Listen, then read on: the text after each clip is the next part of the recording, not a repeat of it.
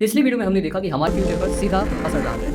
Expectations बच्चों के लिए बहुत होती है। टॉप करना है, 90+ लाना है,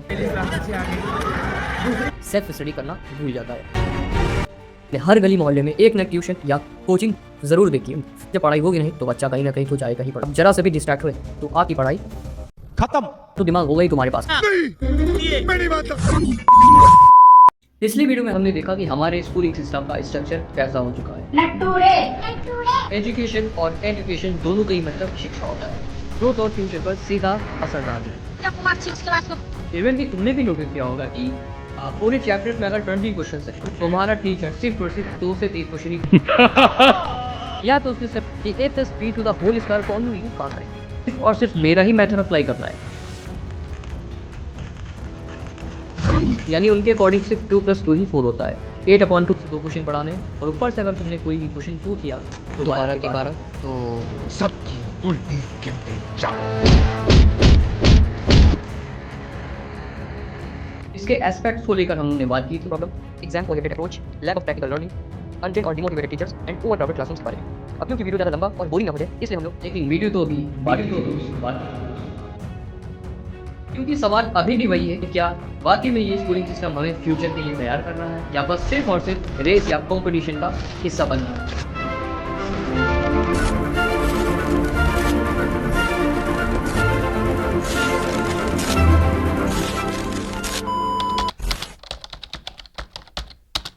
आपको यकीन तो नहीं होगा बट पेरेंट्स का प्रेशर स्टूडेंट्स पर इतना होता है कि उनका डिप्रेशन लेवल और एंजाइटी लेवल बहुत ज़्यादा बढ़ने लगता है। क्योंकि पेरेंट्स की एक्सपेक्टेशंस बच्चों के लिए बहुत होती है। टॉप करना है, 90+ लाना है, फला का बेटा कैसा है, उसका स्कोर कितना अच्छा जा रहा है, ये ध्यान में ना रखते हुए कि उस बच्चे की मेंटलिटी और तुम्हारे बच्चे की मेंटलिटी का डिफरेंस बहुत बड़ा होता है या बहुत बड़ा हो सकता है।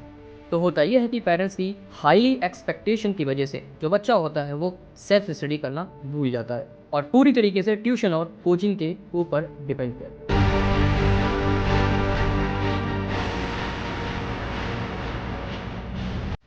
इसी वजह से कोचिंग और ट्यूशन जो कल्चर है वो बहुत ही आम हो चुका है। आपने हर गली मोहल्ले में एक न ट्यूशन या कोचिंग ज़रूर देखी है। क्योंकि बात भी सही है, स्कूल में जब पढ़ाई होगी नहीं तो बच्चा कहीं ना कहीं तो जाएगा ही पढ़ने। और पेरेंट्स भी फिर इसी बहाने ढूंढते हैं कि बेस्ट कोचिंग कौन सी होगी, फिर वो बच्चे को उसी कोचिंग में लगाते हैं। अब जब बेस्ट कोचिंग होगी तो उसकी फीस भी हाई होगी। इसी वजह से पेरेंट्स अपने बच्चों से एक्सपेक्टेशन बहुत रखते हैं कि जब इतनी फीस ही जा रही है तो तुम्हारे मार्क्स भी अच्छे ही आने चाहिए। और फिर बच्चे का स्ट्रेस लेवल, एंजाइटी लेवल और पढ़ाई का जो बोझ है वो उसके सर पर आ जाता है। यहाँ पे कोई नए आइडियाज की बात ही नहीं करते, इन्वेंशंस की बात ही नहीं करते। बात करते तो सिर्फ मार्क्स की। सर यहाँ पे ज्ञान नहीं मिल रहा है सर। यहाँ पे सिर्फ ये सिखाया जा रहा है कि मार्क्स कैसे।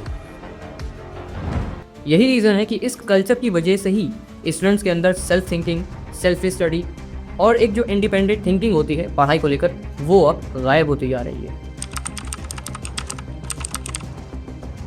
अब ये डिजिटल का होना या ना होना इस पर तो एक अलग वीडियो बन सकती है। इवन कि यूट्यूब पर इस वीडियो की भरमार पड़ी हुई है तो आप उस पर जाकर चेक कर सकते हैं।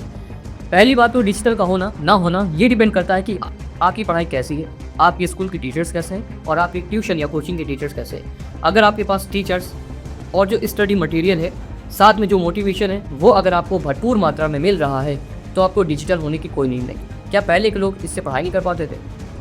हाँ, वो बात अलग है कि AI यानी आर्टिफिशियल इंटेलिजेंस के आने की वजह से पढ़ाई बहुत ही ईजी हो चुकी है। यानी अगर किसी भी डिवाइस पर, डिजिटल पर अगर पेरेंटल कंट्रोल है तो आपकी पढ़ाई बेस्ट हो सकती है। अदरवाइज अगर आप जरा से भी डिस्ट्रैक्ट हुए तो आपकी पढ़ाई खत्म, बाय बाय, टाटा। तुमने भी नोटिस किया होगा, इतना तो दिमाग होगा ही तुम्हारे पास मैं नहीं मानता कि तुम इतना जज कर सकते हो अपने सिलेबस को देखकर कि इसका यूज़ क्या करना है। जो सिलेबस हमारे स्कूल्स और यूनिवर्सिटीज़ में पढ़ाया जा रहा है वो कई साल पुराना है, कई साल। इवन कि आज की नई टेक्नोलॉजीज़ और आर्टिफिशियल इंटेलिजेंस से रिलेटेड जो चैप्टर्स हैं वो हम लोग के सिलेबस में है ही नहीं। इवन कि बहुत से बच्चों को आज भी AI का असल मतलब नहीं पता है, जबकि जो अदर कंट्रीज़ हैं वो AI से रिलेटेड जॉब्स क्रिएट कर रही हैं बहुत सारी। और यहाँ पर जॉब सिर्फ आप यूट्यूब पर ही देखते होंगे क्योंकि सिलेबस में तो इसका जिक्र ही नहीं होता है। और यही रीज़न है कि स्टूडेंट्स आज भी, भले वो जितना भी मैच्योर हो जाए, अगर क्लास 12 में है उसके बाद वो करियर से रिलेटेड या प्रॉब्लम्स को फेस ज़रूर करता है क्योंकि उसको आगे की करियर ऑप्शंस के बारे में पता ही नहीं है। घुमा फिरा के भाई BCA, BSc, BTech और अरे भाई तुम लोग का नाम लिस्ट में नहीं है, अगले लिस्ट का इंतजार करो। हमारे स्कूलिंग सिस्टम में, इवन की एजुकेशन सिस्टम में मोरल का दूर दूर से नाता नहीं रहा।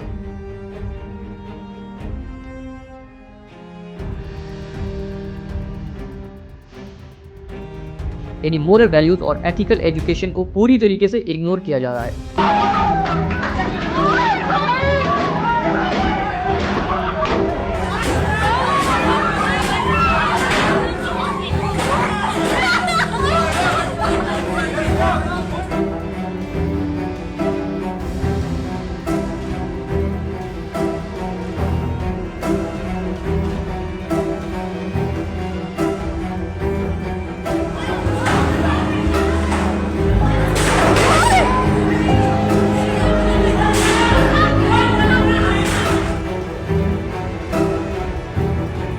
मुझे याद है जब हम लोग की स्कूलिंग होती थी तो वहाँ पर टीचर्स और स्टूडेंट के बीच में एक दायरा होता था ताकि हम लोग टीचर्स को रिस्पेक्टफुली देख सके, उनकी इज्जत कर सके। लेकिन आजकल ये दायरा खत्म होता जा रहा है।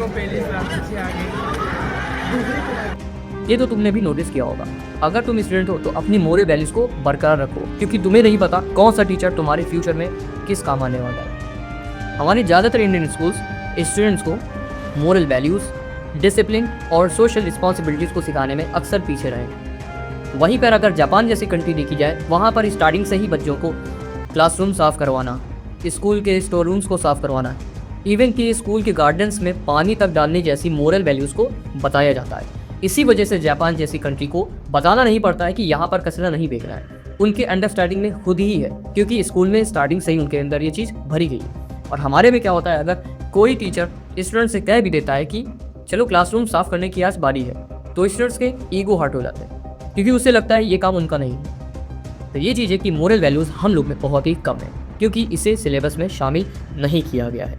और अगर किया भी गया है तो वो सिर्फ और सिर्फ बुक्स में है, वो भी मोरल साइंस सब्जेक्ट के नाम से, यानी बस वो किताब तक ही सीमित रह गया है। और जब यही स्टूडेंट्स को मोरल वैल्यूज़ नहीं सिखाई जाएंगी और ये बड़े होंगे, तो क्या सोसाइटी में मोरल इश्यूज़ नहीं होंगे?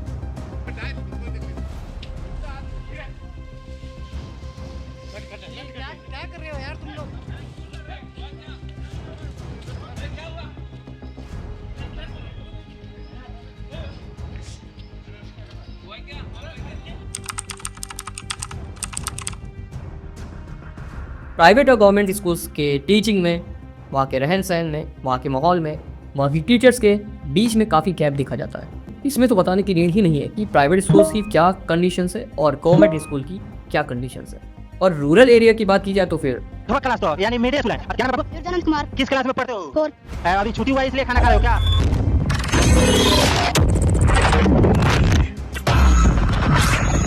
तो स्टूडेंट्स और उनके पेरेंट्स, ये थी इंडिया के एजुकेशन सिस्टम की कुछ बड़ी समस्याएं। हर एक स्टूडेंट का सपना होता है कि एक अच्छा फ्यूचर बनाया जाए, लेकिन जब तक हम इन प्रॉब्लम्स को एड्रेस नहीं करेंगे, तब तक स्टूडेंट्स का पोटेंशियल पूरी तरीके से नहीं निकल पाएगा। अब अगली वीडियो में हम इन समस्याओं के सॉल्यूशंस पर बात करेंगे।